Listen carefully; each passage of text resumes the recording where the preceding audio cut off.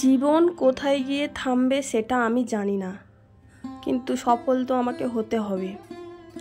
কারণ অনেক ছোট থেকে অনেক ধৈর্য ধরছি, শুনেছি ধৈর্যের ফল মিঠা হয়। তো ঈশ্বর জানি না কবে আমার এই ধৈর্যের ফল মিঠা করবেন। তো আমি এখনও ধৈর্য ধরে আছি আর ধৈর্য ধরে থাকবো। জানি না সফল হতে পারবো কি না, তবে আমি প্রাণপণ চেষ্টা করব সফলতা পাওয়ার জন্য, একটু সম্মান পাওয়ার জন্য, একটু সম্মানের সাথে বাঁচার জন্য। ছোট থেকে অসম্মান, গরিব বলে অপমান সয়ে এসেছি। তো জানি না কেন ঈশ্বর প্রত্যেক আলপনার কপালেই এরকম লিখে রেখেছে অভাব, অনটন, অসম্মান। জানি না ভগবান কবে একটু সুখের মুখ দেখাবে, কবে একটু সম্মান পাবো সবাইয়ের থেকে, জানি না সেটা। কিন্তু ধৈর্য ধরে আমাকে থাকতেই হবে, আর ধৈর্য ধরে আমি থাকবো। তো প্রচুর মানসিক, শারীরিক সব দিক থেকে ভেঙে বিধ্বস্ত হয়ে আছি, তাও যুদ্ধ চালিয়ে যাচ্ছি। তো জানি না কতদিন এটা চলবে। নমস্কার বন্ধুরা, শুভ সকাল। দক্ষিণ 24 পরগনা জেলার ছোট্ট একটি গ্রাম থেকে মা মান্টু ভিলেজ ব্লগ চ্যানেলে সবাইকে অনেক স্বাগত, অনেক ভালোবাসা। তো কেমন আছো সবাই? আশা করি সবাই ভালো আছো, সুস্থ আছো, আর তোমাদের আশীর্বাদে আমরা এখন একটু ভালো আছি। তো আজকে শনিবার, এখন বাজে সকাল 6টা, আর এখন থেকে তোমাদেরকে সাথে নিয়ে ভিডিওটা শুরু করছি। আশা করি ভিডিওটা তোমাদের ভালো লাগবে। তো ভিডিওটা স্কিপ করে দেখো না, সবাইয়ের কাছে একটাই অনুরোধ, ভিডিওটা স্কিপ করো না। তো সকালবেলা আমি ওদিকে গ্যাসে ভাত বসিয়ে দিয়েছি, যেহেতু আজকে শনিবার, তো আজকে আমাদের নিরামিষ। তো তার জন্য গ্যাসে একদিকে ভাত আর একদিকে মুগের ডাল সিদ্ধ বসিয়ে দিয়েছি, দিয়ে এদিকে সংসারের বাসি কাজগুলো সেরে নিচ্ছি। তো জানো তো বন্ধু, আমাদের ঘরটা না খুবই ছোট, বেশি বড় না।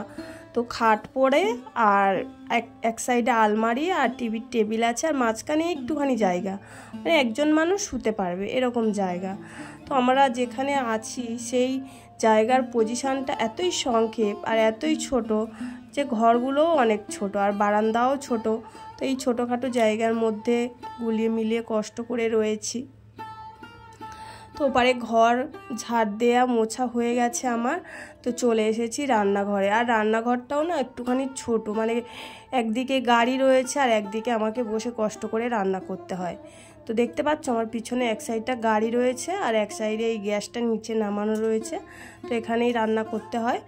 আর আমি দুবেলা তো গ্যাসে রান্না করি না, কারণ গ্যাসের দাম প্রচুর হয়ে গেছে, তো অত টাকা কোথায় পাবো। তো তার জন্য সকালবেলাটা একটু তাড়াহুড়ো থাকে।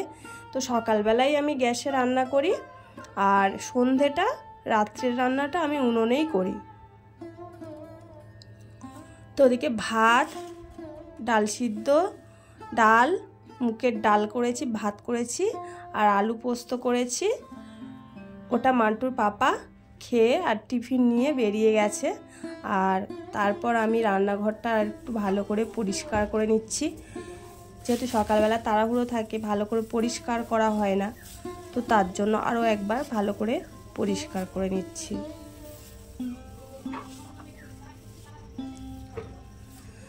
তো তারপর আমি বাসন পড়েছে, বাসন আজকে না বেশি পড়েনি, কারণ আগের দিনে আমি অনেকটা বাসন মেজে রেখেছিলাম। তো এটা শুধু সকালের টুকু আর রাত্রে দুটো বাসন, এই দুটোই পড়েছে। তো বেশি বাসন আজকের আর পড়েনি, এটাই একদিক থেকে বাঁচোয়া। আগের দিন রাত্রে আমি কিছু বাসন মেজে রেখেছিলাম।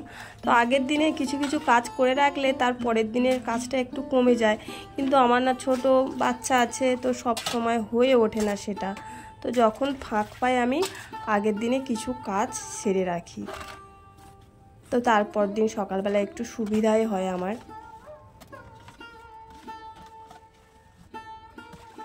তো ছোটোবেলায় থেকে অনেক কষ্টে মানুষ হয়েছি, অনেক দুঃখ কষ্ট সয়ে মানুষ হয়েছি। তারপর অনেক ছোট বয়সে বিয়েও হয়েছে, শ্বশুর বাড়িতে এসে সেরকম সুখও পাইনি, অনেক কষ্ট দুঃখ করেই সংসার করছি, অভাব অনটনের মধ্যে দিয়ে।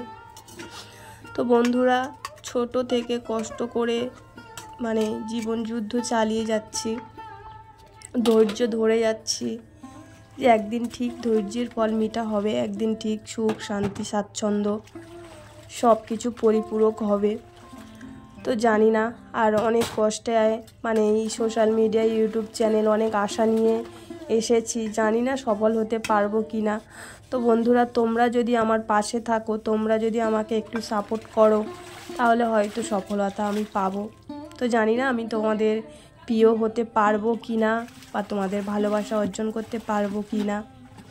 তো তোমাদের কাছে একটাই অনুরোধ, তোমরা আমার পাশে থেকো, আমাকে একটু সাপোর্ট করো, একটু সফল হওয়ার জন্য, একটু শান্তি মানে সম্মান পাওয়ার জন্য একটু পাশে থেকো আমার। তোমাদের সবাইয়ের কাছে আমার একটাই অনুরোধ। জীবন মানেই যুদ্ধ, এটা সবাইয়ের চালিয়ে যেতে হয়। তো আমিও ছোট থেকে কষ্ট করে দুঃখ কষ্টে জীবন যুদ্ধটা চালিয়ে যাচ্ছি। কবে কোথায় শেষ হবে আমি জানি না। তো যুদ্ধ আমি চালিয়ে যাব, যতক্ষণ আমার দেহে প্রাণ থাকবে তো যুদ্ধ চালিয়েই যাব। তো বাড়িতে মানে শারীরিক মানসিক এত অশান্তি চলছে, তার মধ্যে দিয়েও সব কিছু মানিয়ে গুছিয়ে মুখে হাসি নিয়ে চলছি। জানোই তো আমার মান্টুমাটা দুদিন ছাড়া ভোগে, মানে যখন হয় মানে এমনই শরীর খারাপ হয়, এত বাড়াবাড়ি হয় যে সেটা সেই কষ্টটা চোখে দেখা যায় না। তো এই সব কিছু নিয়েই চলছে, জানি না কবে ভগবান আমাদের দিকে একটু মুখ তুলে তাকাবেন। তো জানো তো আজকের বড় বাবার বার, তো আজকে বড় বাবার ওখানে যাব, গিয়ে একটু ধূপবাতি জ্বেলে আসবো, আর একটু মা কালীর কাছেও যাব। তার জন্য সকাল সকাল উঠে তাড়াতাড়ি কাজগুলো সেরে রান্নাবান্না সেরে কমপ্লিট করে নিচ্ছি। আর এই যে আগের দিন উনুনে রান্না করেছিলাম, উনুনটা নেতা দেওয়া হয়নি, তো সকালবেলা উনুনটা আমি নেতা দিয়ে নিচ্ছি। আর তারপরে এই যে বেরিয়ে গেছি, এখন বাজে ওই 11:30 মতো। তো এখন আমি বেরিয়ে যাচ্ছি একটু পুজো দেওয়ার জন্য। আর রাস্তায় তো জানো তো প্রচুর রোদ।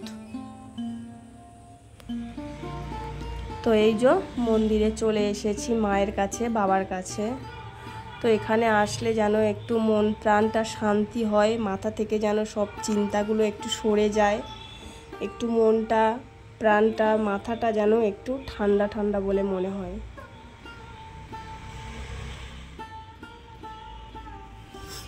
আর এই যে বড় বাবা, আর এখানে না অনেক ঠাকুর আছে, কালী মায়ের অনেক রকম রূপ।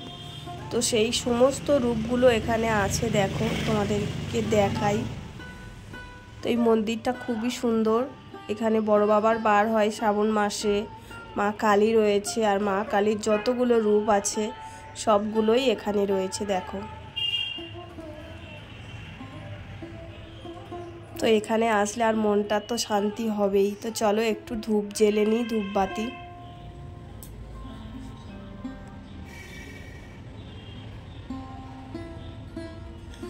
প্রথমে আমি বড় বাবার কাছে ধূপবাতিটা জ্বেলে নেব।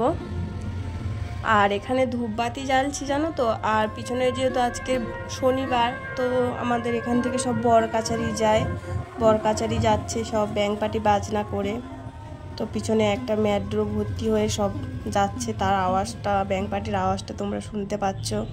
তো এটা যদি কপিরাইট আসে তার জন্য আমার ভয়েসটা দিতে হচ্ছে, কারণ মানে একটু এদিক ওদিক হলেই তো ভিডিওতে কপিরাইট এসে যায়। তো এত কষ্ট করে আমরা মানে সকাল থেকে সারা দিনের ভিডিও বানাই, আর কোনো একটা সামান্য জিনিসের জন্য ভিডিওতে কপিরাইট চলে আসে, তো এটা কতটা কষ্ট লাগে বলো। তো দেখো প্রথমে বড় বাবার কাছে আমি ধূপটা জ্বাললাম, আর তারপর সমস্ত যে ঠাকুরগুলো আছে তো সব ঠাকুরকে একটু ধূপ দেখালাম। তারপরে আমি চলে যাব মায়ের কাছে, ওখানে ধূপবাতি জ্বালবো। তো চলো মায়ের কাছে চলে যাই।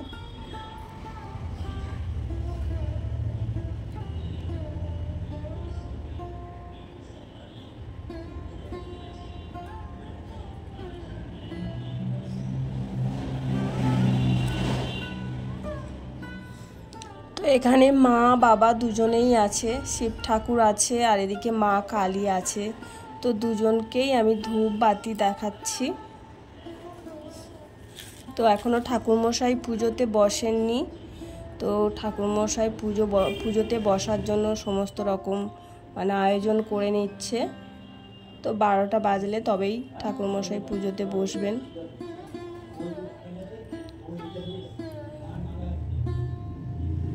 আর আমি একটু সন্দেশ নিয়ে গেছিলাম, তো বলেছিলাম মায়ের হাতে দেওয়ার জন্য, বাবার হাতে দেওয়ার জন্য। তো ঠাকুরমশাই বলল ঠিক আছে, ওটা দিয়ে দেবে মায়ের হাতে বাবার হাতে। তো আমাদের এই মা কালীটা কেমন তোমরা কিন্তু আমাকে কমেন্টে জানিও। মায়ের তো কত রকম রূপ, মায়ের রূপ দেখলেই মনটা শান্তিতে ভরে যায়।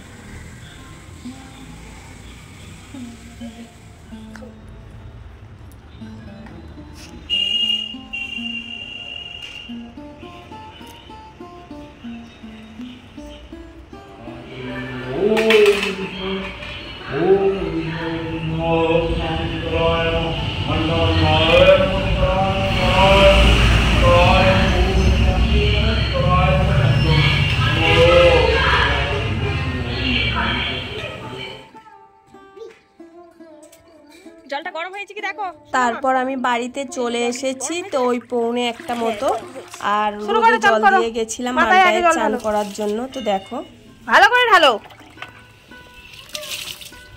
আমার কাছে দাও, একটু মাথায় ঢেলে দিই।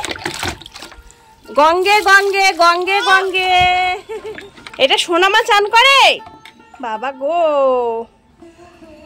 ভালো করে গায়ে ঢালো, গায়ে মাথায়।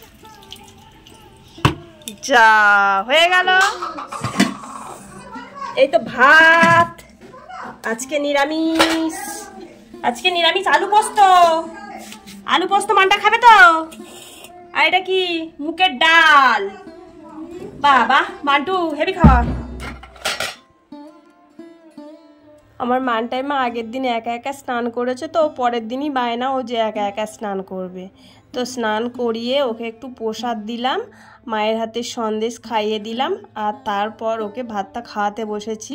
তো যেহেতু নিরামিষ ও খেতেই চাইছে না, তো একটু ভুলিয়ে ভালিয়ে ওকে ভাতটা খাওয়ানোর চেষ্টা করছি। দেখো বন্ধুরা, ভিডিওটা আজকের আমি এখানেই শেষ করছি। আমার এই ভিডিওটা যদি তোমাদের ভালো লেগে থাকে তাহলে একটু লাইক করো, কমেন্ট করে জানিও, আর অনেক করে শেয়ার করো। আর আমার চ্যানেলে যারা নতুন বন্ধু আছে চ্যানেলটিকে সাবস্ক্রাইব করে আমার পাশে থেকো। তো চলো টাটা।